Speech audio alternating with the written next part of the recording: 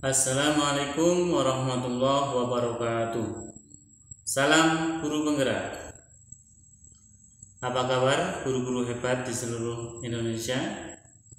Pada kesempatan kali ini saya akan menyampaikan kegiatan koneksi antar materi modul 2.1, yaitu tentang pembelajaran berdiferensiasi. Apa itu pembelajaran berdiferensiasi?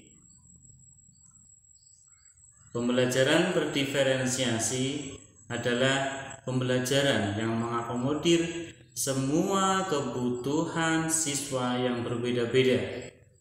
Guru hakikatnya harus tahu dengan pembelajaran berdiferensiasi, di mana betapa heterogennya kebutuhan dan kondisi siswa yang akan pelajari ataupun kita didik.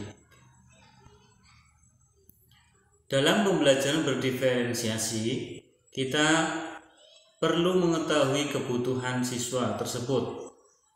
Yang pertama adalah kesiapan belajar, kemudian minat dan profil belajar siswa tersebut. Sebagai guru, kita harus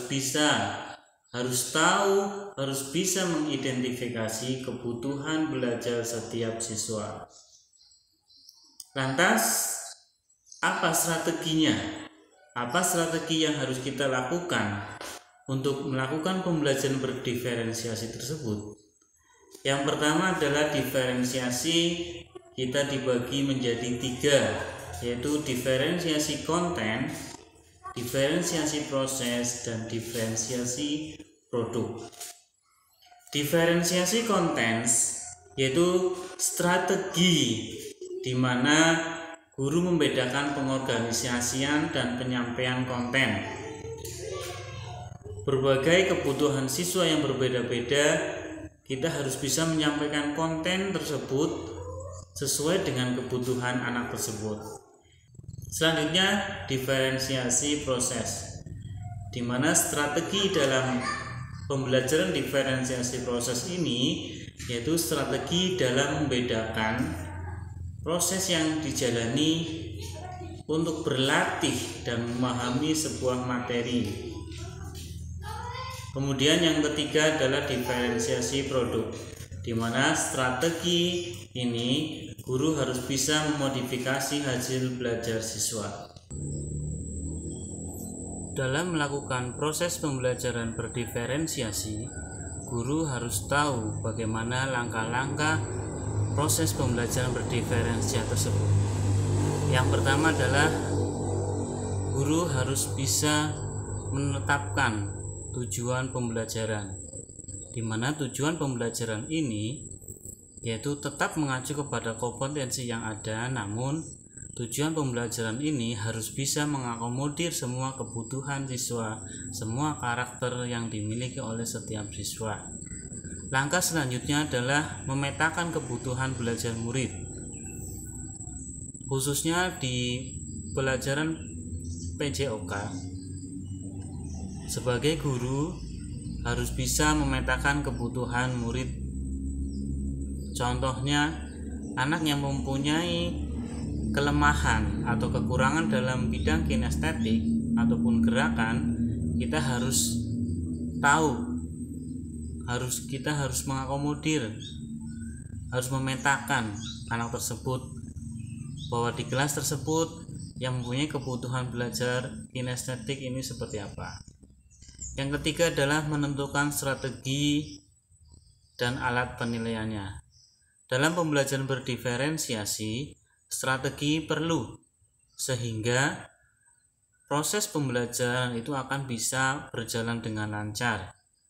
Dengan berbagai macam karakteristik yang siswa, maka pembelajaran tersebut bisa mengena semua siswa, baik yang memiliki kekurangan maupun anak-anak yang memang memiliki kelebihan dalam hal akademik ataupun yang lainnya. Langkah yang selanjutnya adalah menentukan kegiatan pembelajaran. Setelah kita melakukan tujuan, memetakan tujuan, memetakan kebutuhan, dan menentukan strategi, Selanjutnya yang terakhir adalah memetakan kegiatan atau menentukan kegiatan. Kegiatan ini harus kita rancang sedemikian rupa bagaimana kegiatan yang kita lakukan, kegiatan pembelajaran yang kita lakukan akan dapat diterima oleh semua siswa dengan kondisi yang berbeda-beda.